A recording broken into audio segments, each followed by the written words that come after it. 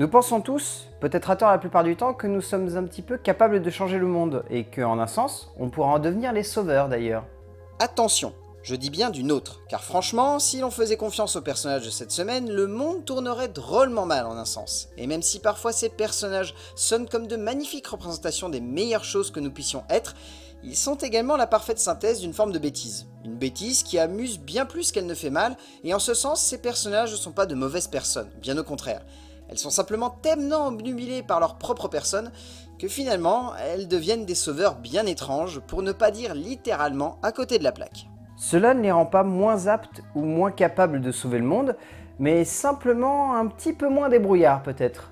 Au-delà de rendre cela fascinant, cela permet à ces différents héros de prendre vie face à nous, alors que dans un autre contexte, peut-être qu'ils se seraient éteints trop rapidement, ou qu'au contraire, il n'aurait été qu'une longue succession de gags et de bêtises en tout genre, pour rester poli, tout en imaginant la vision la plus utopiste de ces héros. Ce qui reste tout simplement en tête, lorsque l'on voit ces différents protagonistes, c'est peut-être une image, certainement un peu trop bercée d'illusions, mais renforcée dans l'idée de les voir sauver, ou en tout cas ressusciter, ceux qui pourraient sauver le monde et le rendre meilleur. Héros de pacotille ou sauveurs de leurs proches, ces héros n'ont qu'un seul objectif, donner le meilleur d'eux-mêmes.